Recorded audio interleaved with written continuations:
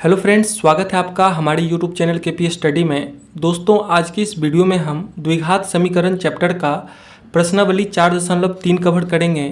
ये मेरा इस एक्सरसाइज का पार्ट 3 वीडियो है, तीसरा पार्ट है, जिसमें हम क्वेश्चन नंबर 4 से लेके क्वेश्चन नंबर 11 तक के प्रश्न को कवर करेंगे। ठीक है, इसके बाकी के दो पार्ट्स जो हैं, पार्ट फर्स्ट और पार्ट सेकेंड। ठीक है, पार्ट फर्स्ट में हमने पूर्ण वर्ग विधि कंप्लीटिंग स्क्वायर मेथड से समीकरण का मूल ज्ञात करने के लिए इसमें बताया हूं मैं। इसमें हम क्वेश्चन नंबर 1 में शामिल टोटल प्रश्न को कवर किया हूं और पार्ट 2 में हम क्वेश्चन नंबर 2 और क्वेश्चन नंबर 3 को कवर किया हूं। ठीक है, क्वेश्चन नंबर 2 में शामिल सभी प्रश्न और क्वेश्चन नंबर 3 में शामिल सभी प्रश्न को कवर किया हूं। तो अगर आप पार्ट फर्स्ट और पार्ट सेकेंड को अभी तक नहीं देखा है तो आप उस वीडियो को ज़रूर देखें। उस वीडियो का लिंक हमने इस वीडियो के डिस्क्रिप्शन में दे रखा है, आप यहाँ से भी देख सकते हैं। ठीक है, चलिए अब हम प्रश्न संख्या 4 को देखते हैं। प्रश्न है आपके सामने, 3 वर्ष पूर्व रहमान की आयु वर्षों में का व्युत्क्रम और अब से 5 वर्ष पश्चात उसके आयु पश्चात आयु के व्युत्क्रम का योग 1/3 है, तो उसकी वर्तमान आयु ज्ञात कीजिए। ठीक है, सबसे पहले इस टाइप के प्रश्न में मानेंगे कि माना कि रहमान की वर्तमान आयु बराबर रहमान की वर्तमान आयु आप x वर्ष मान लें। ठीक है, कि रहमान की जो वर्तमान आयु है, प्रेजेंट एज जो है, वो कितना वर्ष है, x वर्ष है। ठीक है, अब आगे पढ़िए। कह रहा है 3 वर्ष पूर्व रहमान की आयु।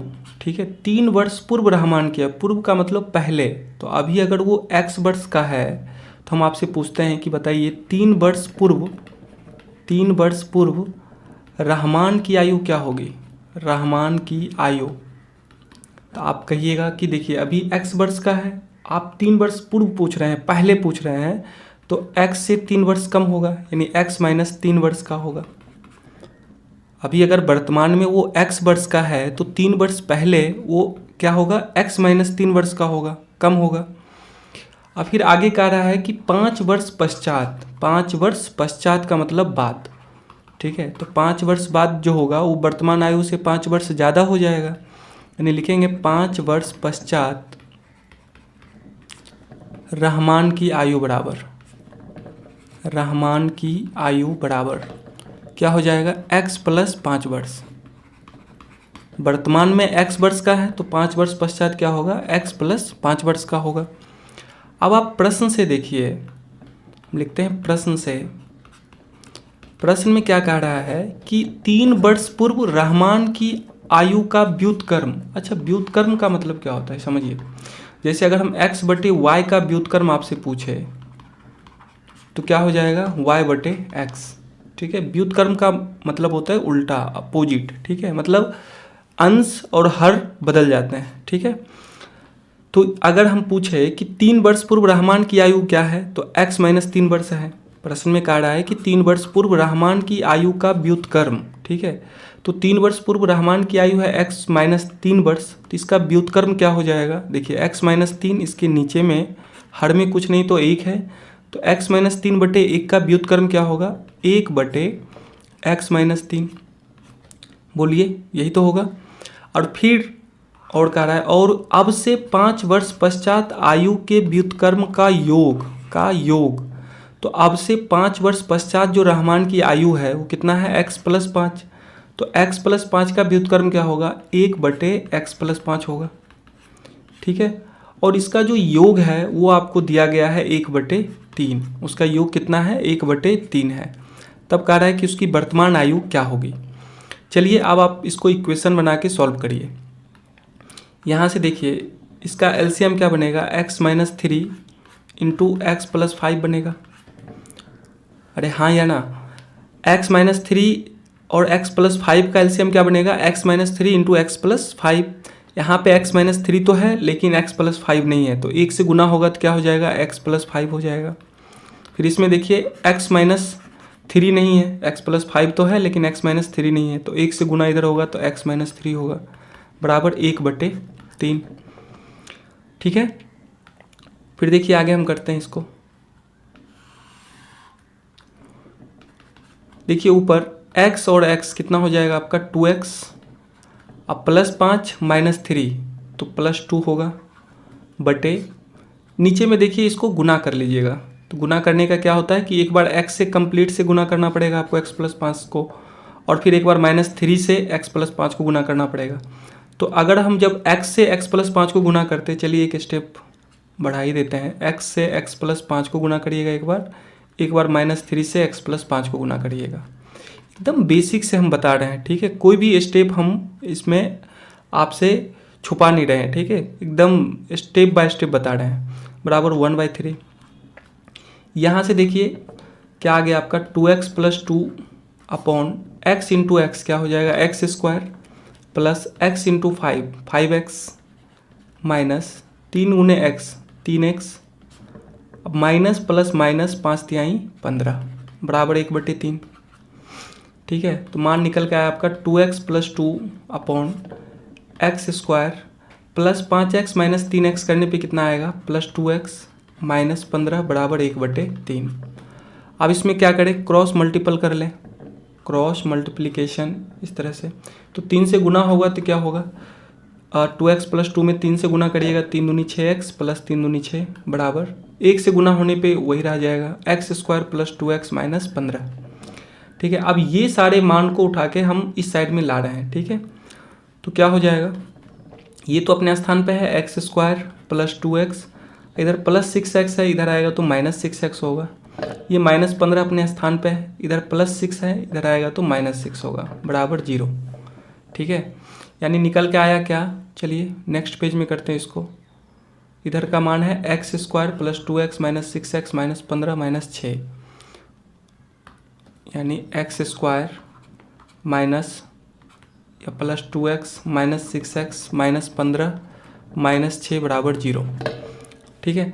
अब इसको सॉल्व करिए, लिखेंगे x² + 2x माइनस 6x कितना आएगा -4x माइनस 15 -6 -21 बराबर 0, ठीक है। अब आप इस इक्वेशन को सॉल्व करिए, इसका गुणनखंड करिएगा तो क्या आएगा, गुना करने पे -21 जोड़ने पे -4 तो 7 3 का बन रहा है।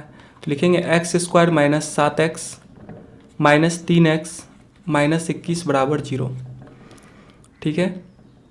सॉरी -7x प्लस 3x होगा, ठीक है, तभी तो आएगा -4x, और -7 गुने +3 करने पे -21 हो जाएगा। अब इस दोनों में से देखिए क्या कॉमन हो रहा है, x कॉमन हो रहा है तो लिखेंगे x - 7, और इन दोनों में से +3 कॉमन हो रहा है तो लिखेंगे x - 7 बचेगा यहाँ पे बराबर 0। अब आप देखिए प्लस के इस साइड में भी x - 7, इस साइड में भी x - 7, तो x - 7 हम कॉमन कर लेते हैं तो यहाँ बचेगा आपका x, और यहाँ पे +3 बराबर 0, ठीक है। तो इसका 2 मान निकल के आया आपका, एक मान होगा x - 7 बराबर 0, तो x का मान हो जाएगा 7, और एक मान निकल के आ रहा है आपका x + 3 बराबर 0, यानी x का मान -3।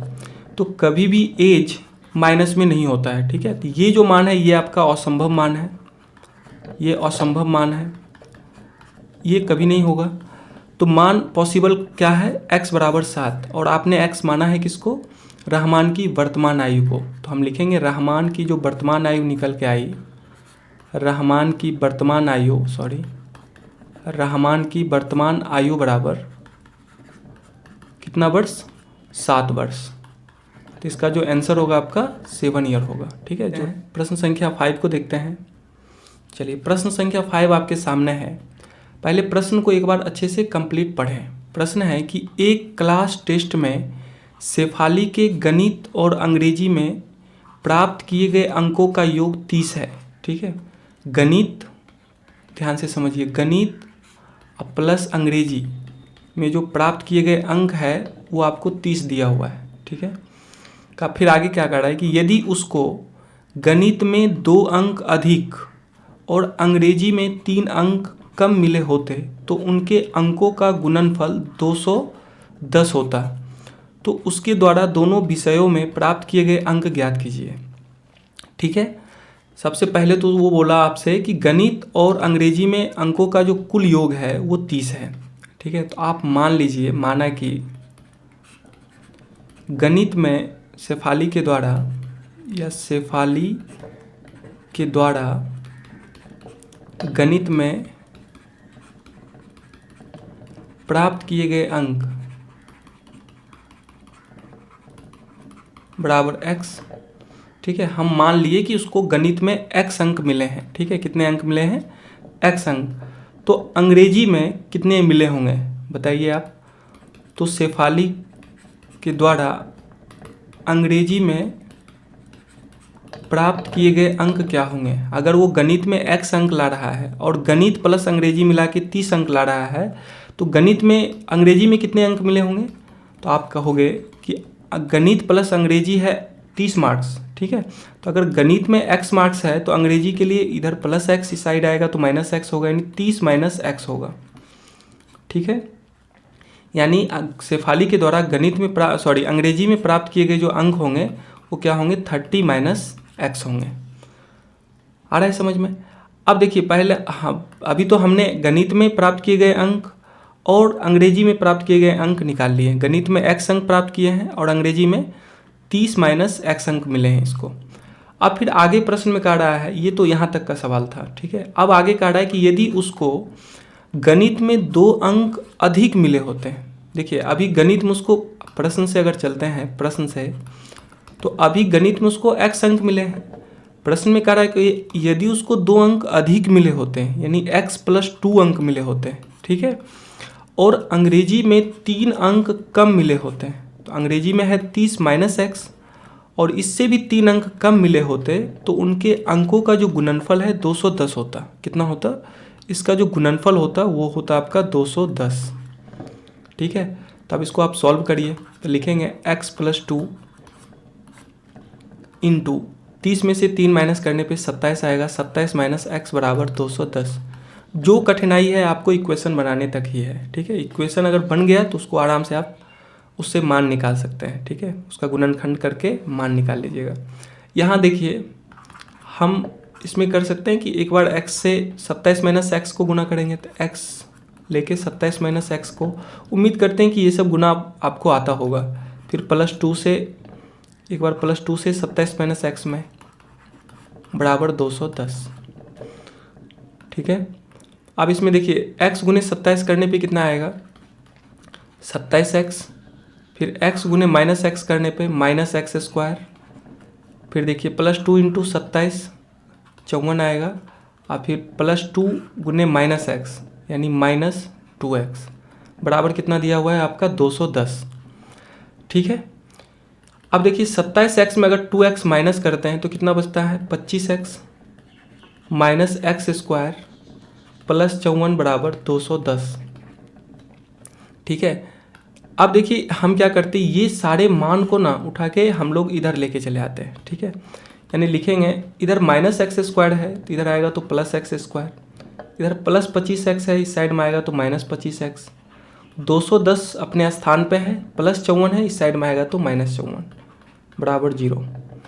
यानी इक्वेशन क्या बन के आया आपका? एक्स स्क्वायर माइनस 25x, अब प्लस 210 में अगर 154 आप माइनस करोगे तो कितना मान निकल के आएगा आपका? 156 मान, और प्लस ज़्यादा है तो प्लस में रहेगा मान, यानी प्लस 156 बराबर 0। ठीक है, यानी इक्वेशन बन गया आपका x square minus 25x plus 156 बराबर 0। अब इस समीकरण का गुणनखंड करने पे आप x का मान निकालिएगा। समीकरण क्या है आपके पास? X square minus 25x plus 156 बराबर 0। ठीक है, यानी गुना करने पे 156 आए प्लस 156 और जोड़ने पे माइनस 25 आए। इसको इस तरह से तोड़ना है।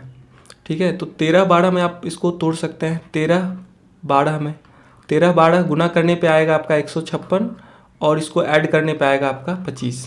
माइनस में दोनों रहेगा मान, तो माइनस इंटू माइनस प्लस हो जाएगा और -13 -12 करने पे -25 आएगा। ठीक है, तो इसको हम लिखेंगे x square minus 13x minus 12x plus 156 बराबर 0।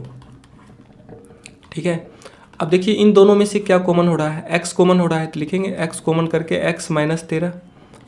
यहाँ क्या कॉमन हो रहा है? यहाँ पे -12 कॉमन हो रहा है तो यहाँ बचेगा x और यहाँ से -13। ठीक है, 156 में 12 से भाग करने पे 13 आएगा आपका, और माइनस चूँकि कॉमन किए हैं तो इसका साइन जो है ये बदल जाएगा। ठीक है, तो अब देखिए इस माइनस की इधर भी x माइनस 13 है, इस माइनस की इधर भी x माइनस 13 है, तो x माइनस 13 कॉमन कर लेते हैं। इधर बचता है x और इसमें बचता है -12 बराबर 0। यानी एक बार x माइनस 13 बराबर 0 करेंगे तो x का मान कितना निकल के आएगा आपका 13, ये भी पॉसिबल मान है। और एक बार x माइनस 12 करने पर 0 तो x बराबर मान निकल के आएगा आपका 12। तो जब आप x का मान 13 रखते हैं, ठीक है, जब आप x का मान 13 रखते हैं तो शेफाली के द्वारा गणित में प्राप्त किए गए अंक क्या होंगे। तो चूंकि आपने गणित में प्राप्त किए गए अंक को x माना है, तो गणित में प्राप्त किए गए अंक x हैं, तो x का मान आया है आपका 13, आपने 13 माना है, तो गणित में प्राप्त किए गए अंक हो जाएंगे 13। तो अंग्रेजी में प्राप्त किए गए अंक क्या होंगे, अंग्रेजी में प्राप्त किए गए अंक हैं आपका 30 माइनस एक्स, यानी 30 माइनस 13 करने पे कितना आएगा 17, ठीक है। तो अगर आप गणित में प्राप्त किए गए अंक को 13 मानते हैं, यानी x का वैल्यू 13 पुट करते हैं, तो अंग्रेजी में जो मान आएंगे वो 17 आएंगे, ठीक है। और दूसरा कंडीशन ये है, जिससे इसको आप मान लीजिए केस फर्स्ट, जब x बराबर आपने 13 माना है, ठीक है। और केस सेकेंड में जब हम x का मान 12 मानते हैं, ठीक है, जब x का मान 12, जब x दोनों मान सही है, आप 13 17 भी दे सकते हैं, और जो x का मान अगर 12 रखते हैं तो गणित में शेफाली के द्वारा प्राप्त किए गए जो अंक होंगे वो x मान है, यानी 12 होंगे। तो अंग्रेजी में प्राप्त किए गए अंक क्या होंगे 30 माइनस एक्स, यानी 30 माइनस 12 करने पे कितना आएगा 18, ठीक है। तो सेकेंड केस में जो मान निकल के आएंगे आपका 12 18 निकल के आएंगे, ठीक है। तो दोनों मान सही हैं, तो इसका जो आंसर होगा वो आपका दोनों सही है, ठीक है। ये भी मान सकते हैं 13 17 भी और 12 18 भी, तो कंप्लीट ये आंसर हुआ आपका, ठीक है। यानी दोनों 13 17 और 12 18 ये कंप्लीट मान हुआ इसका। ऐसा नहीं कि एक मान 13 मान के आप निकाल दीजिए और इसको छोड़ दीजिए, ये भी पॉसिबल। अगर ये माइनस में आता तब हम असंभव लिख के इसको अलग कर देते, ये भी प्लस में है तो ये भी मान पॉसिबल है, ठीक है। चलिए अब हम प्रश्न संख्या 6 को देखते हैं। प्रश्न संख्या 6 है आपके सामने कि एक आयताकार खेत का विकर्ण उसकी छोटी भुजा से 60 मीटर अधिक लंबा है, ठीक है। फिर आगे कह रहा है कि यदि बड़ी भुजा छोटी भुजा से 30 मीटर अधिक हो तो खेत की भुजाएं ज्ञात कीजिए, ठीक है। सबसे पहले आप क्या करें कि एक आयताकार खेत बना लें। मान लीजिए कि ये ABCD एक आयताकार खेत है, ठीक है। ये जो ABCD है एक आयताकार खेत है, माना कि ABCD एक आयताकार खेत है, आयताकार खेत है जिसमें अब देखिए इसमें कह रहा है कि विकर्ण है, छोटी भुजा है और एक बड़ी भुजा है। तो इसमें हम छोटी भुजा देख रहे हैं AD है, ठीक है, जिसमें AD छोटी भुजा का काम कर रहा है। तो छोटी भुजा को हमने x मान लिया, कितना मान लिया x मीटर, छोटी भुजा बराबर x मीटर, तो AD का मान x मीटर। तो अगर आपने छोटी भुजा को x माना है तो विकर्ण की लंबाई क्या होगी, तो विकर्ण जो है उसकी छोटी भुजा से 60 मीटर अधिक है, विकर्ण जो है छोटी भुजा से 60 मीटर अधिक है, यानी विकर्ण यहाँ देखिए BD जो है विकर्ण है, ठीक है, BD क्या है विकर्ण है। तो BD विकर्ण अगर हुआ तो आप बताइए इसका मान क्या होगा, छोटी भुजा से 60 मीटर अधिक है यानी x प्लस 60 मीटर, यही तो होगा, ठीक है। अगर BD आपका x प्लस 60 मीटर आया तो आप बताइए AB का मान क्या होगा।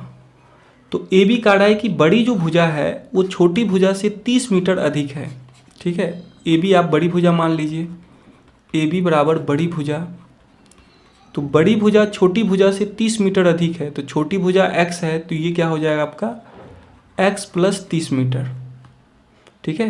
यानी AB का मान हो जाएगा आपका x प्लस 30 मीटर। और चूंकि ये आयताकार खेत है तो आयत का प्रत्येक कोण कितने डिग्री का होता है 90 डिग्री का, प्रत्येक एंगल कितने डिग्री का होता है 90 डिग्री का। तो यहाँ से हम क्या देख रहे हैं कि ट्रेंगल बन रहा है एक ABD, ट्रेंगल ABD में।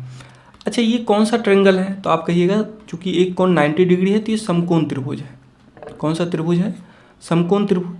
और जब ये समकोण त्रिभुज बन गया तो समकोण त्रिभुज में आपको मालूम होगा कि पाइथागोरस प्रमेय होता है, ठीक है। समकोण त्रिभुज में एक पाइथागोरस प्रमेय आप पढ़े होंगे 9th में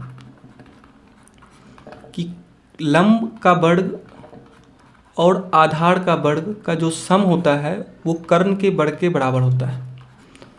यानी लंब स्क्वायर प्लस आधार स्क्वायर बराबर क्या पढ़े हैं, कर्ण स्क्वायर होता है। अब देखिए यहाँ पे कर्ण और लंब और आधार क्या क्या है। आप देखिए लंब x, आधार x प्लस 30 और कर्ण आपका x प्लस 60। तो लिखेंगे लंब के स्थान पे x का स्क्वायर, लंब स्क्वायर यानी x स्क्वायर प्लस आधार, तो आधार है x प्लस 30 तो x प्लस 30 का स्क्वायर बराबर कर्ण स्क्वायर, कर्ण है आपका x प्लस 60 का होल स्क्वायर। अब इसको सॉल्व करिए तो ये हो जाएगा आपका एक्स स्क्वायर प्लस, अब यहाँ पे a प्लस बी का होल स्क्वायर पे इसको तोड़ सकते हैं।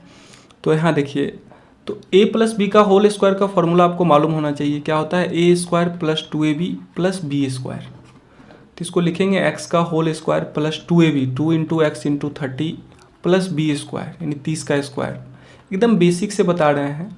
फिर यहाँ पे लिखेंगे इसको भी a प्लस बी का होल स्क्वायर पे तोड़िए, तो a स्क्वायर यानी x का whole square plus 2ab, 2 into X into 60 अब प्लस बी स्क्वायर, बी के स्थान पे 60 है तो 60 का होल स्क्वायर, यानी कितना मान निकल के आया एक्स स्क्वायर प्लस एक्स का होल स्क्वायर यानी एक्स स्क्वायर प्लस 30 दूनी 60x प्लस 30 का स्क्वायर 90 बराबर, इधर भी है आपका एक्स स्क्वायर प्लस 2 गुने एक्स गुने 60 यानी 120x प्लस 60 का स्क्वायर कितना हो जाएगा 3600 बराबर 0। ठीक है, अब देखिए जो कैंसिल आउट होने वाला है उसको कैंसिल आउट करिए, एक्स स्क्वायर से एक्स स्क्वायर कैंसिल आउट। ठीक है, अब इधर बच गया आपका एक्स स्क्वायर प्लस 60x, इस साइड में है प्लस 120x, इधर आएगा तो माइनस 120x। ठीक है, इधर है प्लस 900 अपने स्थान पे है प्लस 900, इधर प्लस 3600, इस साइड में आएगा तो माइनस 3600 बराबर 0। यानी क्या समीकरण निकल के आया, x square plus 60x minus 120x करने पे क्या आएगा माइनस 60x, अब प्लस 900 माइनस 3600 करने पे क्या आएगा माइनस 2700 बराबर 0। ठीक है, यानी अब आपका समीकरण निकल के आ गया x square minus 60x minus 2700 बराबर 0। अब इस इक्वेशन का आप क्या करें, सबसे पहले गुणनखंड करें। चलिए x square minus 60x minus 2700 बराबर 0, इसका गुणनखंड करने पे क्या पाइएगा आप कि गुना करने पे तो 2700 आना चाहिए माइनस 2700 और जोड़ने पे माइनस 60 आना चाहिए। तो आप 90 और 30 में तोड़िए, माइनस में है तो माइनस बड़ा का दीजिए, माइनस 60 है तो माइनस बड़ा में लगेगा और छोटे में प्लस। अब इस दोनों को जोड़ने पे माइनस 60 आएगा और गुना करने पे आप देखिएगा माइनस 2700 आएगा। ठीक है, तो इसको लिखेंगे x square minus 90x minus plus 30x minus 2700 बराबर 0। ठीक है, इस दोनों में से देखिए x कॉमन हो रहा है तो यहाँ बचेगा x, इस स्थान पे माइनस 90, इसमें से प्लस 30 कॉमन करिए आप, तो प्लस 30 कॉमन करने पे यहाँ बचेगा x और अंदर में बचेगा आपका 90 बराबर 0।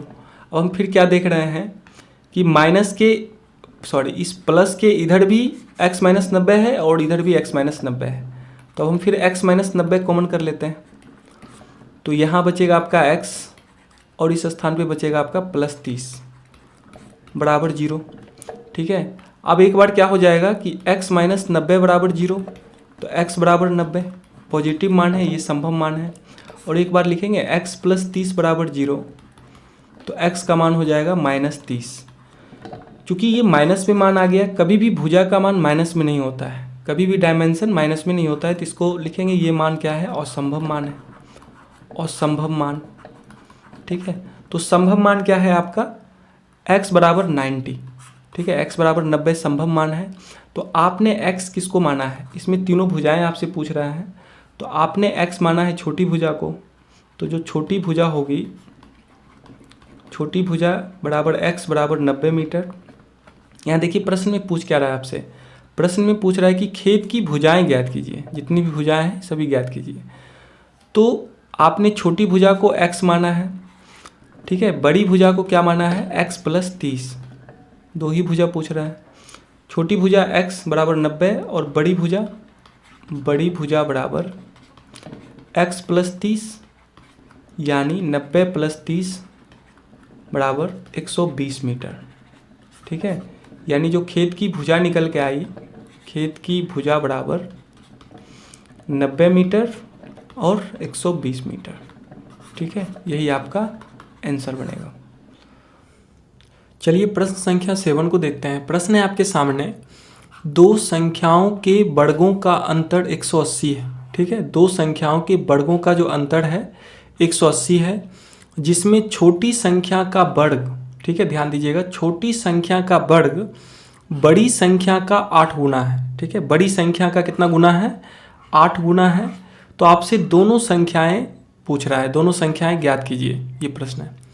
ठीक है, तो सबसे पहले हम क्या करेंगे कि यहाँ पे दिया हुआ है कि छोटी संख्या का जो वर्ग है ना वो बड़ी संख्या का 8 गुना है। तो आप मान लीजिए, माना कि जो बड़ी संख्या है, माना कि बड़ी संख्या को हमने x मान लिया। ठीक है, माना कि बड़ी संख्या बराबर x। ठीक है, तो जब आप बड़ी संख्या को x मान लिए हैं तो जो छोटी संख्या का वर्ग आएगा ना, जो छोटी संख्या का वर्ग आएगा वो बड़ी संख्या का 8 गुना दिया हुआ है, यानी तो छोटी संख्या का जो वर्ग होगा, छोटी संख्या का वर्ग बराबर, यहाँ पे प्रश्न में कहा रखा है कि बड़ी संख्या का 8 गुना है। क्या? छोटी संख्या का वर्ग। ठीक है, यानी छोटी संख्या का जो वर्ग है वो बड़ी संख्या का 8 गुना है। बड़ी संख्या का कितना गुना है? 8 टाइम्स है। ठीक है, तो अगर बड़ी संख्या x है तो छोटी संख्या का वर्ग क्या होगा? ये बड़ी संख्या का 8 गुना, यानी x गुने 8 यानी 8x। याद रखिएगा ये 8x छोटी संख्या नहीं है, ये छोटी संख्या का वर्ग है। ठीक है, छोटी संख्या का क्या है? वर्ग है 8x।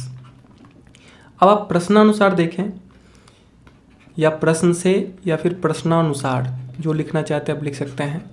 प्रश्नानुसार कह रहा है कि दो संख्याओं के वर्गों का अंतर 180 है। वर्गों का अंतर, तो देखिए बड़ी संख्या आपका x है तो इसका वर्ग क्या होगा? x का होल स्क्वायर। और आपको छोटी संख्या का वर्ग मालूम है कि बड़ी संख्या का 8 गुना है, तो छोटी संख्या का वर्ग कितना है? 8x। छोटी संख्या का वर्ग क्या है? 8x। इसका जो अंतर है वो कितना दिया हुआ है आपके पास? 180। कभी भी यहाँ 8x का स्क्वायर मत करिएगा, क्योंकि ये छोटी संख्या का ऑलरेडी वर्ग है, ना कि छोटी संख्या है। ठीक है, आप इसको समीकरण बना के सॉल्व करिए। लिखेंगे x स्क्वायर माइनस 8x, इधर प्लस 180 है, इस साइड आएगा तो माइनस 180 हो जाएगा, बराबर 0। ठीक है, यानी समीकरण आपका बन के आया x square minus 8x minus 180 बराबर 0। ठीक है, अब आप इसको सॉल्व करिए। सॉल्व करने पे देखिए, गुना करने पे माइनस 180 आए, ठीक है, और जोड़ने पे -8। तो कैसे तोड़ेंगे -8 को? प्लस 10 और -18 में तोड़ लीजिए। ठीक है, +10 -18 करने पे कितना आ जाएगा? गुना करने पे आएगा आपका -180 और जोड़ने पे -8। ठीक है, तो इसको लिखेंगे x square minus 18x plus 10x minus 180 बराबर 0। ठीक है, अब देखिए इन दोनों में से क्या कॉमन हो रहा है, तो देखते हैं। यहाँ से कॉमन हो रहा है आपका x, तो x इसमें बचा -18। यहाँ से कॉमन हो रहा है आपका 10, यहाँ बचा x, इसमें बचा -18 बराबर 0। यानी एक बार अब देखिए x -18 जब कॉमन करेंगे, x -18 जब इससे कॉमन करेंगे तो क्या बचेगा? यहाँ भी देखिए प्लस की साइड में x -18 है और प्लस की साइड में भी x -18 है, तो x -18 कॉमन करने पे यहाँ पे सिर्फ x बच जाएगा और इसमें +10 बराबर 0।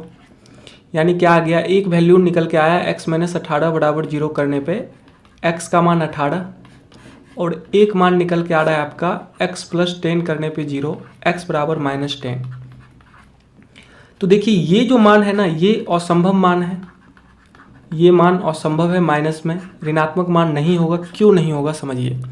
अगर हम इस x का वैल्यू -10 छोटी संख्या का वर्ग में रखते हैं, देखिए छोटी संख्या का वर्ग है छोटी संख्या का वर्ग है 8x, अगर इसमें -10 रखते हैं तो ये -80 आएगा। और किसी भी संख्या का जो वर्ग होता है ना कभी निगेटिव नहीं होता है, कभी ऋणात्मक नहीं होता है, हमेशा पॉजिटिव होता है। कभी भी वर्ग किसी भी चीज़ का, माइनस का वर्ग प्लस होता है और प्लस का वर्ग भी प्लस ही होता है। तो यहाँ माइनस का वर्ग प्लस होगा ये कभी भी माइनस में नहीं आएगा, किसी भी संख्या का वर्ग कभी माइनस में नहीं होता है। तो ये मान तो असंभव मान है, ठीक है। संभव मान है आपका 18। तो आप x किसको माने हैं, तो आप x बड़ी संख्या को माने हैं। तो बड़ी संख्या कितना निकल के आ गई आपका, बड़ी संख्या बराबर 18 निकली, ठीक है। लेकिन अभी आपको छोटी संख्या ज्ञात करनी है। तो छोटी संख्या क्या आएगी, देखिए अगर बड़ी संख्या 18 निकल के आई है, बड़ी संख्या बराबर 18, तो जो छोटी संख्या का वर्ग है, छोटी संख्या का जो वर्ग है वो बड़ी संख्या का 8 गुना दिया हुआ है। छोटी संख्या, देखिए इससे पहले आप माने हैं ना कि छोटी संख्या का जो वर्ग है वो बड़ी संख्या का 8 गुना है, यानी 8x है। तो इसमें हम बड़ी संख्या का 8 गुना करेंगे तो बड़ी संख्या 18, इसका 8 गुना, यानी छोटी संख्या का वर्ग बराबर 18 गुने 8 करने पे कितना आता है, 144। इधर स्क्वायर है इस तरफ, तो समीकरण के उस साइड में जाएगा तो क्या होगा, रूट लग जाएगा, रूट अंडर 144। यानी छोटी संख्या कितना निकल के आई, 144 का वर्गमूल क्या होगा आपका 12 होगा, ठीक है। यानी छोटी संख्या 12। तो दोनों संख्याएं क्या क्या निकल के आई, दोनों संख्याएं बराबर, एक आपका 18 और दूसरा 12, ठीक है। बड़ी संख्या 18 और छोटी संख्या 12, यही इस प्रश्न का जवाब होगा, ठीक है, 18 और 12, ठीक है। चलिए हम नेक्स्ट प्रश्न को कवर करते हैं। चलिए नेक्स्ट प्रश्न वेरी इंपॉर्टेंट है, काफ़ी इंपॉर्टेंट है एग्जाम के पॉइंट ऑफ व्यू से, उसको वेरी इंपॉर्टेंट कर लें, कई बार एग्जाम में पूछा हुआ है। प्रश्न है आपके सामने कि एक रेलगाड़ी एक समान चाल से 360 किलोमीटर की दूरी तय करती है। कितने किलोमीटर की दूरी तय करती है, 360 किलोमीटर की दूरी। तो आप यहाँ पे लिख सकते हैं दूरी इसका दिया गया है 360 किलोमीटर, ठीक है। फिर आगे कह रहा है कि यदि यह चाल 5 किलोमीटर प्रति घंटा अधिक होती तो वह उसी यात्रा में 1 घंटा कम समय लेती, तो रेलगाड़ी की चाल ज्ञात कीजिए, ठीक है। तो सबसे पहले हम मान लेते हैं, माना कि रेलगाड़ी की जो चाल है, रेलगाड़ी की चाल बराबर x किलोमीटर प्रति घंटा, ठीक है। रेलगाड़ी की चाल हमने क्या मान लिया, x किलोमीटर प्रति घंटा, और दूरी आपको मालूम है 360 किलोमीटर। तो जब आपको दूरी और चाल मालूम हो तो समय आप निकाल सकते हैं। समय बराबर क्या होता है, दूरी बटे चाल, समय बराबर दूरी बटे चाल, ठीक है। तो दूरी है आपका 360 अब बटे चाल है आपका x किलोमीटर प्रति घंटा, यानी क्या हो जाएगा 360 बटे x, और समय है आवर में तो आवर। तो जब आप चाल x किलोमीटर प्रति घंटा माने और दूरी 360 था, तो इसका जो समय निकल के आया आपका 360 बटे x आवर निकल के आया। अब आगे प्रश्न में कह रहा है कि यदि यह चाल 5 किलोमीटर प्रति घंटा अधिक होती, चाल अधिक होगी, देखिए चाल जब अधिक होगी तो समय कम लगेगा, ठीक है।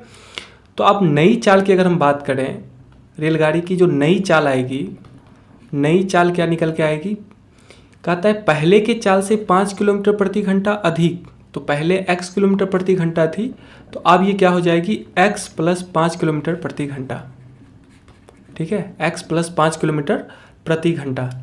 तो दूरी कांस्टेंट है आपका, तो समय क्या हो जाएगा आपका, तो समय बराबर आप पढ़े हैं कि दूरी बटे चाल होता है, तो दूरी है 360 बटे चाल है आपका x प्लस 5, तो समय जो निकल के आएगी 360 बटे x प्लस 5 आवर, ठीक है। अब यहाँ से एक बात समझिए, कह रहा है कि दोनों वही उसी यात्रा में 1 घंटे कम समय लेती है। तो अगर हम पूछे कि आपके पास 2 समय है, t1 है t2 है, इस दोनों समय में कौन सा समय ज़्यादा होगा और कौन सा समय कम होगा, तो आप कहिएगा कि जिसमें चाल अधिक होगी ना वो समय कम लेगा, ठीक है। तो चाल अधिक आपका है क्या, x प्लस 5 किलोमीटर प्रति घंटे का, ठीक है। चाल है x प्लस 5 किलोमीटर प्रति घंटा जो है, इस चाल से जब चलेगी तो x किलोमीटर प्रति घंटे के स्पीड से जो चल रही है उसमें जो समय लग रहा है और इसमें जो समय लग रहा है, इस दोनों के कंपैरिजन में आपका t2 जो समय है वो कम लगता है, t1 से t2 का जो समय है वो कम लगता है, ठीक है। यानी जो पहला समय है जब x किलोमीटर प्रति घंटे की चाल रही होगी तो उसमें x प्लस 5 किलोमीटर प्रति घंटे की चाल से ज़्यादा समय लगा होगा, ठीक है। तो चलिए T1 इज ग्रेटर देन आपका क्या होगा T2, यानी ये जो दोनों समय के बीच का डिफरेंट है ना वो आपको 1 घंटा का है। कितने घंटे का है? 1 घंटे का है। तो अब यहाँ से हम अगर प्रश्नानुसार चले, प्रश्नानुसार, तो हम लिख सकते हैं बड़े समय में से छोटा समय माइनस हो जाएगा। तो बड़ा समय क्या होगा आपका 360/x होगा, 360/x माइनस 360/x प्लस 5, और दोनों का डिफरेंट आपको 1 घंटे का दिया हुआ है बराबर 1। ठीक है, अब देखिए यहाँ से हम क्या करते हैं 360 को कॉमन कर लेते हैं, तो इसमें बचेगा 1 बटे नीचे में x माइनस यहाँ से 360 कॉमन करने पे 1 और नीचे में x प्लस 5 बराबर 1। ठीक है, तो आ जाएगा आपका 360 ब्रैकेट में इसका LCM x into x plus 5 आएगा। तो यहाँ से x तो है, x प्लस 5 नहीं है, तो 1 में गुना होगा तो क्या हो जाएगा x प्लस 5 और माइनस इधर आपका x बराबर 1।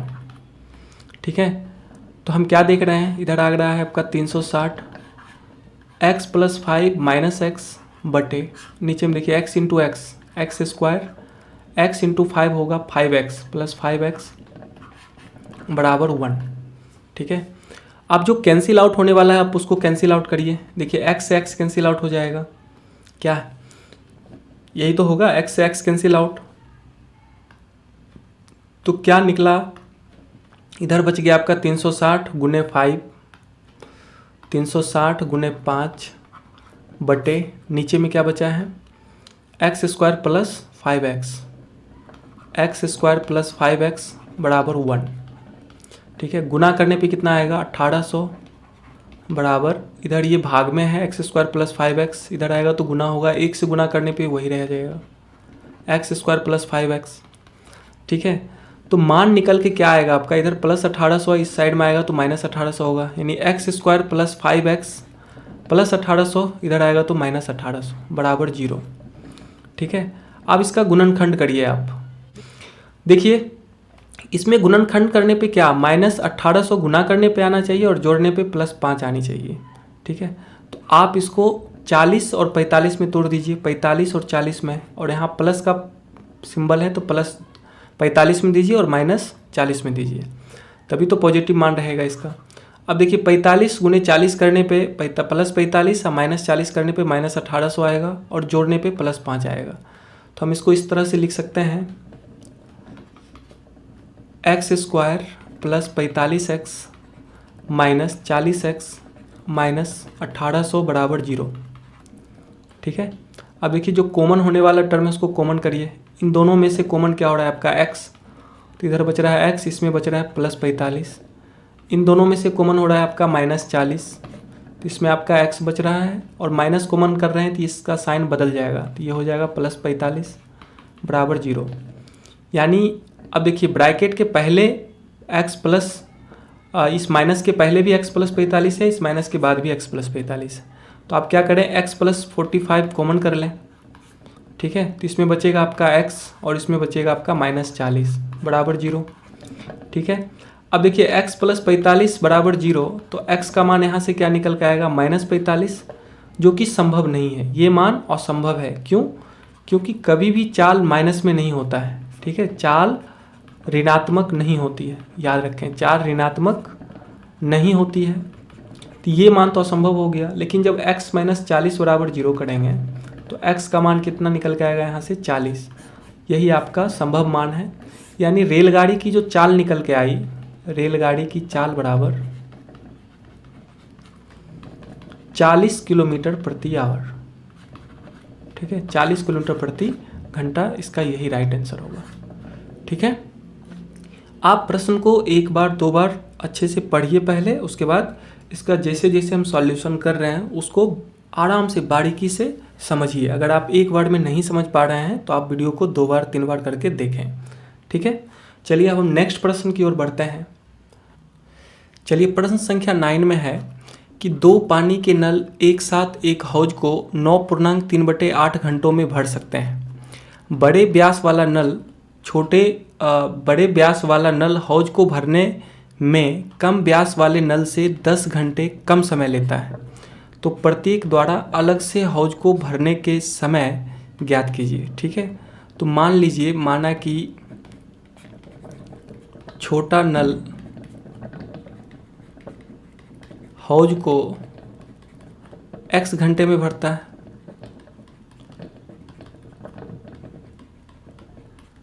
ठीक है, तो बड़ा नल जो होगा वो हौज को कितने घंटे में भरेगा। देखिए, अगर छोटा x घंटे में भर रहा है तो बड़ा नल जो है वो छोटे नल यानी कम व्यास वाले नल से 10 घंटे कम समय लेता है। ठीक है, यानी ये x माइनस 10 घंटे में कंप्लीट भरेगा। ठीक है, अब प्रश्न से एकांक समय में नल के द्वारा जो भरा गया भाग होगा क्या होगा, 1/x, और इसका क्या हो जाएगा 1/x माइनस 10, और समय आपका 9.3/8 दिया हुआ है, तो इसका फ्रैक्शन करेंगे, हटाएंगे तो क्या होगा 9 × 72 3 75/8। ठीक है, यानी 75/8 है कंप्लीट समय, तो एकांक समय 8/75। अब इसको आप सॉल्व कर लीजिए, तो इसका एलसीएम क्या बनेगा, x × x माइनस 10, इधर x माइनस 10 नहीं है, इससे गुना होगा तो x माइनस 10 प्लस x बराबर 8/75। ठीक है, तो कितना मान निकल के आया यहाँ से, देखिए x और x 2x माइनस 10 बटे, अब देखिए x गुने x करने पे x² माइनस 10x बराबर 8/75। ठीक है, ऊपर देखिए 2 कॉमन हो रहा है, तो x इसमें बचेगा -5 बटे x² माइनस 10x बराबर 8/75। ठीक है, अब आप इसमें क्या करें, इसको कैंसिल आउट करें, 2 एकाएँ 2, 2 चौक 8, आप क्रॉस मल्टीपल कर लीजिए। ठीक है, तो एक बार 75 से गुना होगा x माइनस 5 में, इधर 4 से गुना हो जाएगा x² माइनस 10x में, तो इधर निकल के आएगा आपका 75x माइनस 75 गुने -5 करने पे कितना आएगा, 25 25 7 25 35 2 37 बराबर, इसमें हो जाएगा आपका 4x² माइनस 10 चौक 40x। ठीक है, अब देखिए ये सारा मान को हम उस साइड में पुट कर रहे हैं, तो लिखेंगे x² माइनस 40x, ये अपने स्थान पे है, 4x² माइनस 40x अपने स्थान पे है, इधर प्लस 75x है, इस साइड में आएगा तो माइनस 75x, इधर माइनस 375 है, इस साइड में आएगा तो प्लस 375 बराबर 0। ठीक है, यानी क्या मान निकल के आ रहा है आपका, इसको लिखेंगे, देखिए पीछे का मान क्या है आपका, 4x² माइनस 40 और माइनस 75 करने पे कितना आएगा, -115। ठीक है, लिखेंगे 4x² माइनस 115x और क्या था प्लस 375 बराबर 0। ठीक है, अब इसका देखिए आप फैक्टराइजेशन करिए, गुणनखंड करिए, फैक्टर करिए, तो क्या होगा, गुना करने पे कितना आना चाहिए, ध्यान से समझिए, x² का कोफिशिएंट यानी गुणांक और अचर पद यानी 4 गुने 375 गुना करिएगा तो आएगा 1500, और जोड़ने पे -115 आना चाहिए, -115 गुना करने पे प्लस 1500 और जोड़ने पे -115, तो सिंपल है 100 और 15 में इसको तोड़ दीजिए। ठीक है, अब दोनों में माइनस लगेगा तभी तो -115 आएगा, और गुना करने पे प्लस 1500, इसको लिखेंगे 4x² minus 100x minus 15x plus 375 बराबर 0। ठीक है, अब इसमें जो कॉमन होने वाला टर्म है उसको कॉमन करिए, इन दोनों में से देख रहे हैं हम 2x कॉमन हो रहा है, तो यहाँ क्या बचेगा आपका, 2x नहीं 4x कॉमन हो रहा है,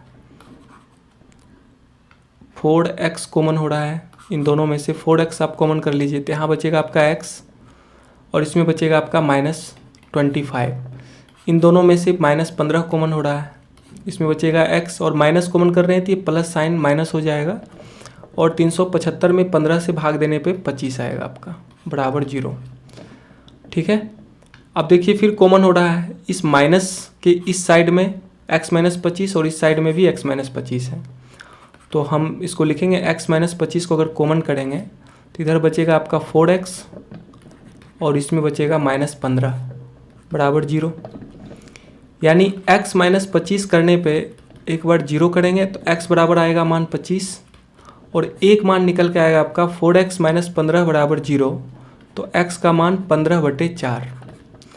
देखिए ये मान असंभव मान है, यानी ये मान समीकरण को संतुष्ट नहीं करता है। लिख सकते हैं समीकरण को संतुष्ट नहीं करता है। नहीं करता है, क्यों नहीं करता है समझिए।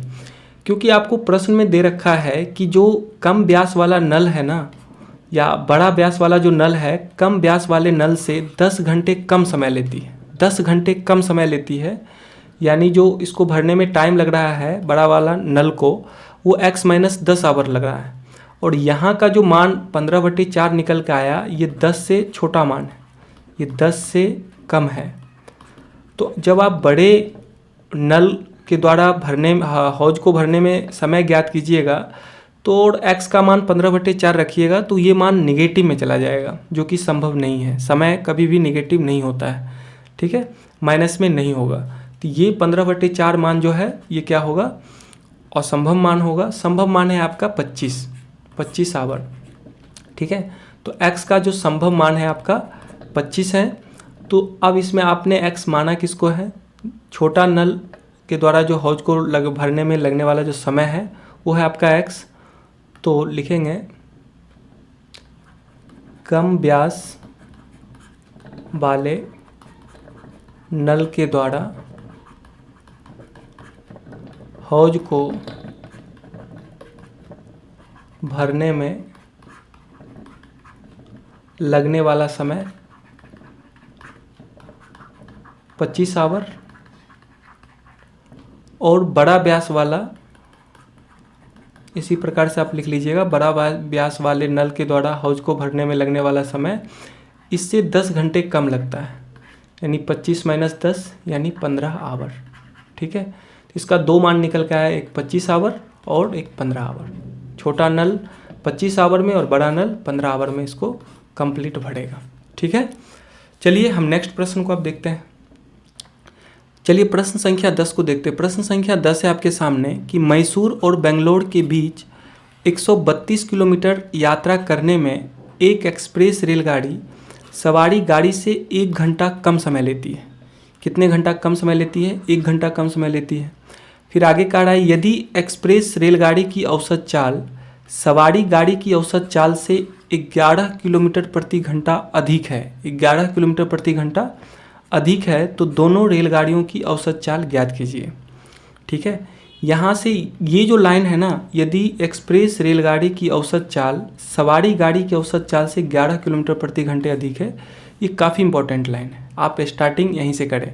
तो यहाँ देखिए एक्सप्रेस रेलगाड़ी की जो औसत चाल है वो सवारी गाड़ी की औसत चाल से 11 किलोमीटर प्रति घंटा अधिक है। तो आप मान लीजिए, माना कि सवारी गाड़ी की चाल बराबर सवारी गाड़ी की चाल मान लेते हैं x किलोमीटर प्रति घंटा है, ठीक है। और दूरी इसमें दे रखा है आपको 132 किलोमीटर, ठीक है। सवारी गाड़ी भी 132 किलोमीटर कवर कर रही है और एक्सप्रेस भी, यानी दूरी कांस्टेंट है आपका, ठीक है। तो दूरी 132 और चाल आपका x किलोमीटर प्रति घंटा। तो यहाँ से समय क्या होगा, समय निकल के आएगा, समय बराबर दूरी बटे चाल। तो दूरी है आपका 132 और चाल है बटे x, इतना आवर। यानी सवारी गाड़ी के द्वारा जो लगने वाला समय है 132 बटे x आवर है, ठीक है। अब जब सवारी गाड़ी की चाल आपने x किलोमीटर प्रति घंटा माना है, तो एक्सप्रेस रेलगाड़ी की चाल क्या हो जाएगी, तो लिखेंगे एक्सप्रेस रेलगाड़ी की चाल बराबर सवारी गाड़ी की चाल से 11 किलोमीटर प्रति घंटा अधिक है। कितना किलोमीटर प्रति घंटा अधिक है, एक्सप्रेस की चाल 11 किलोमीटर प्रति घंटा अधिक। तो लिखेंगे x प्लस 11 किलोमीटर प्रति घंटा, और दूरी तो इसका भी 132 किलोमीटर ही है। तो यहाँ से अगर हम पूछे कि समय इसका क्या निकल कर आएगा, तो आप कहोगे समय बराबर दूरी बटे चाल, दूरी बटे चाल, और दूरी है इसका 132 बटे चाल है x प्लस 11, ठीक है, इतना आवर। अब आप एक बात बताइए, और दोनों के समय के बीच का जो डिफरेंट है ना, वो आपको 1 घंटे का दिया हुआ है। कितने घंटे का, 1 घंटे का। एक्सप्रेस रेलगाड़ी सवारी गाड़ी से 1 घंटे कम समय लेती है। ठीक है, सवारी गाड़ी से 1 घंटे कम समय लेती है। मतलब ये जो समय है ये इस समय से 1 घंटे कम है, ये वाला समय है। ठीक है, अगर हम आप इसको T1 मानते हैं पहला समय और इसको T2 मानते हैं, तो जो T2 है वो T1 से छोटा है। ठीक है, T2 जो है T1 से छोटा है। आप सिंपली समझिए कि जब चाल अधिक होगी तो समय वो कम लेगा। यहाँ देखिए x की चाल से चल रही थी और यहाँ पे x + 11, यानी चाल यहाँ पे ज़्यादा है, तो इस समय का जो मान है इसकी अपेक्षा कम होगी। ठीक है, तो प्रश्नानुसार क्या हो जाएगा, दोनों की टाइम के बीच का डिफरेंट 1 आवर का है, तो बड़ा समय में से छोटा समय माइनस हो जाएगा। तो बड़ा समय है आपका 132/x और छोटा समय है आपका 132/x + 11। इन दोनों का डिफरेंट कितना है आपका 1 आवर। ठीक है, अब इसको आप सॉल्व करिए। ठीक है, चलिए इसको नेक्स्ट पेज में सॉल्व करते हैं। 132/x है माइनस 132/x + 11 बराबर 1। अब देखिए इसमें से 132 कॉमन कर लेते हैं, तो यहाँ बचेगा आपका 1, नीचे x माइनस इसमें 1, इसमें x + 11 बराबर 1। अब देखिए इधर है 132, x और x + 11 का एलसीएम क्या बनेगा, कहोगे यही बन जाएगा x × x + 11। तो इधर x + 11 नहीं है, 1 से गुना होगा तो x + 11 माइनस इधर x नहीं है तो x से गुना होगा -x बराबर 1। अब जो कैंसिल आउट होने वाला टर्म है उसको कैंसिल आउट करिए। देखिए -x + x कैंसिल आउट हो गया, क्या निकल के आया आपका 132 × 11 बटे, नीचे गुना करिए x × x, x², x गुने +11 तो +11x बराबर 1। 132 × 11 करने पे कितना मान आएगा, 1452 बटे x² + 11x बराबर 1। ठीक है, अब देखिए 1452 अपने स्थान पे है, ये x² + 11x इधर भाग में इधर आएगा तो गुना होगा 1 से, तो यही उतर जाएगा x² + 11x। इधर प्लस 1452 है, उस साइड में जाएगा तो -1452 होगा बराबर 0।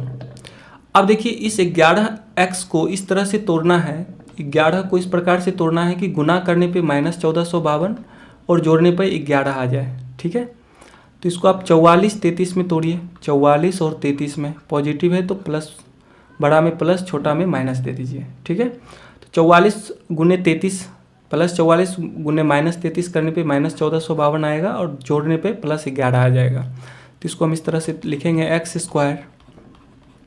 + 44x - 33x - 1452 बराबर 0। ठीक है, अब जो कॉमन होने वाला टर्म है उसको कॉमन करिए। देखिए इन दोनों में से कॉमन हो रहा है आपका x, तो इधर बच रहा है x, इसमें बच रहा है +44। इस दोनों में से कॉमन क्या हो रहा है, -33। ठीक है, इसमें बच रहा है x, इसमें बच रहा है आपका +44 बराबर 0। एक मान आप देखिए इन दोनों में से x + 44 कॉमन करिए, तो इधर बचेगा x और इसमें बचेगा 33 बराबर 0। एक बार लिखेंगे x + 44 बराबर 0, तो x का मान आ जाएगा आपका -44, जो कि संभव नहीं है क्योंकि कभी भी चाल ऋणात्मक नहीं होती है, तो ये मान संभव नहीं है या असंभव। और एक मान आएगा आपका x - 33 बराबर 0, तो x का मान हो जाएगा आपका 33, जो कि पॉसिबल है। तो जो एक्सप्रेस और सवारी रेलगाड़ी की चाल आपने माना है, सवारी रेलगाड़ी की चाल आपने x माना है और एक्सप्रेस रेलगाड़ी की चाल x + 11 माना है, तो हम लिखेंगे x आपने सवारी गाड़ी की चाल माना है, तो सवारी गाड़ी की जो चाल निकल के आई, सवारी गाड़ी की चाल बराबर आपने x माना है, तो इसका मान हो जाएगा 33 किलोमीटर प्रति घंटा। और एक्सप्रेस रेलगाड़ी की चाल, एक्सप्रेस गाड़ी की चाल बराबर सवारी गाड़ी की चाल से 11 किलोमीटर प्रति घंटा अधिक है, 33 + 11 यानी 44 किलोमीटर पर आवर। ठीक है, यही आपसे पूछा जा रहा था प्रश्न में, सवारी गाड़ी की चाल और एक्सप्रेस रेलगाड़ी की चाल आपसे पूछ रहा था प्रश्न में। ठीक है, चलिए इस एक्सरसाइज का हम लोग अब लास्ट प्रश्न देखते हैं।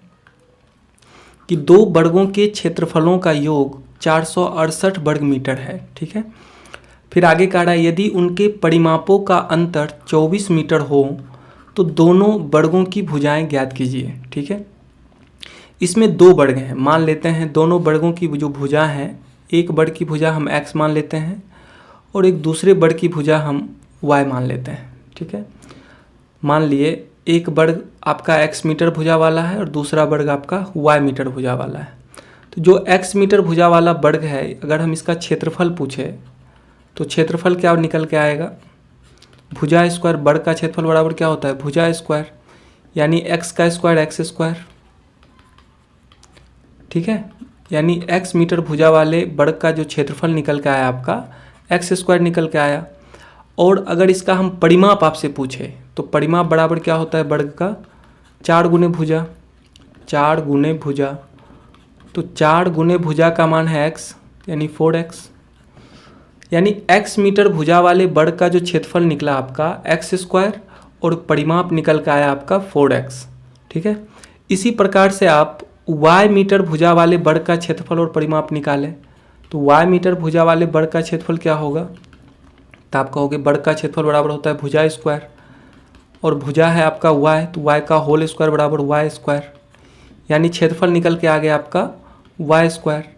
और अगर हम y मीटर भुजा वाले वर्ग का परिमाप पूछे तो परिमाप क्या निकल के आएगा, परिमाप बराबर होता है 4 गुने भुजा, आप कहोगे 4 गुने y यानी 4y। ठीक है, 4y, तो परिमाप निकल गया इसका 4y। अब प्रश्न से देखिए, प्रश्न में क्या कह रहा है, प्रश्न से ये तो आप क्षेत्रफल और परिमाप दोनों का निकाल दिए।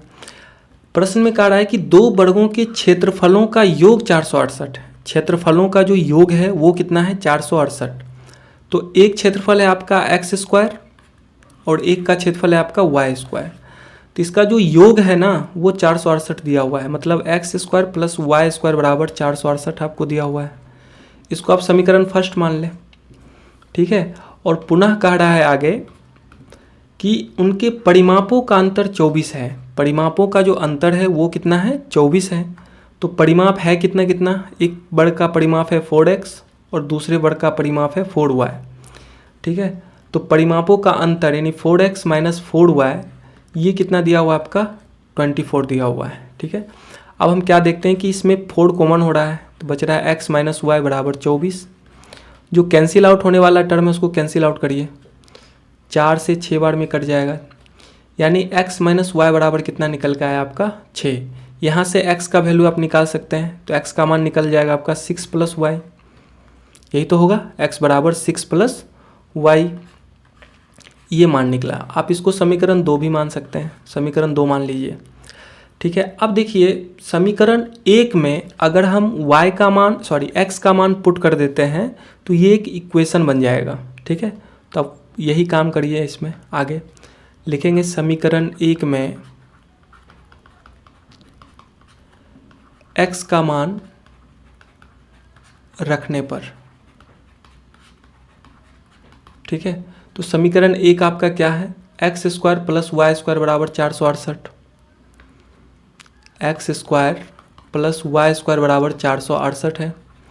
और यहाँ से समीकरण 2 से समीकरण 2 से हमें मान x का कितना निकल के आया है 6 प्लस वाई। समीकरण 2 से जो x का मान निकल के आया है 6 प्लस वाई निकल के आया है, यही मान हम समीकरण 1 में पुट कर रहे हैं। तो चलिए समीकरण 1 में x का मान रखिए, तो x के स्थान पर रखेंगे 6 प्लस वाई का होल स्क्वायर हो जाएगा प्लस वाई स्क्वायर बराबर 468।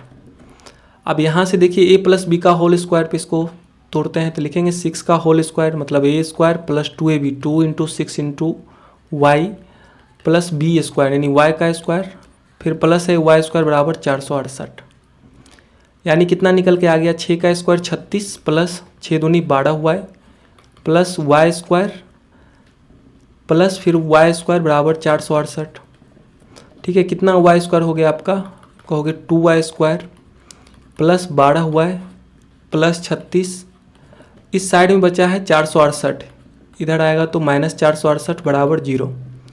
ठीक है, क्या निकल के आया 2y² प्लस 12y। 468 में से प्लस 36 करने पे क्या आएगा -468 और प्लस 36 करने पे आ जाएगा आपका -432 बराबर 0। अब देखिए 2 सभी में है, सभी पद में 2 है, ठीक है। तो 2 आप क्या करें इसमें कॉमन कर लें। तो 2 कॉमन करने पे क्या हम पाते हैं, 2 कॉमन करने पे बचेगा y² प्लस 2 × 12 6y माइनस 2 से भाग करिए 432 में, 2 दूनी 4 2 1 2 2 × 12 बराबर 0।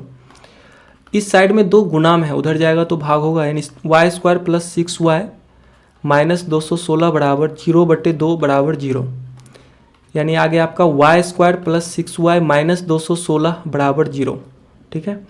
अब इसका गुणनखंड करिए आप। तो गुणनखंड करने के लिए आप जानते हैं कि गुना करने पे -216 आना चाहिए और जोड़ने पे y का कोफिशिएंट यानी +6। तो इसको आप 12 18 में तोड़ दीजिए, +18 -12, ठीक है। +18 -12 करने पे +6 आएगा और दोनों को गुना करिएगा तो -216 आ जाएगा आपका, ठीक है। तो इसको लिखेंगे y² plus 18y minus 12y minus 216 बराबर 0। अब जो कॉमन होने वाला टर्म है कॉमन करिए, दोनों में से कॉमन क्या हो रहा है y, तो यहाँ y बच रहा है, इसमें +18। इन दोनों में से कॉमन क्या हो रहा है -12, यहाँ बच रहा है y, इसमें +18 बराबर 0।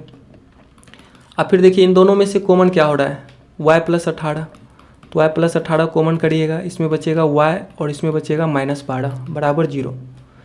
एक बार y + 18 बराबर 0 होगा तो y बराबर 18 -18, जो कि पॉसिबल नहीं है क्योंकि किसी भी वर्ग की भुजा माइनस में नहीं हो सकती है। तो ये मान आपका असंभव है। संभव मान है 12, y - 12 बराबर 0, तो y बराबर आ गया आपका 12। ये मान संभव है। तो जब y का मान आप 12 निकालें, एक बड़ की भुजा तो 12 सेंटीमीटर निकल गई या 12 मीटर निकल गई, तो दूसरे बड़ की भुजा निकालने के लिए आप क्या करें, समीकरण 2 में y का मान रख दें तो x का मान निकल जाएगा। आपने x और y ही तो माना है बड़ की भुजा, तो समीकरण 2 में x का मान रखिए, सॉरी y का मान पुट करिए। लिखेंगे समीकरण 2 से, लिख लीजिए समीकरण 2 से।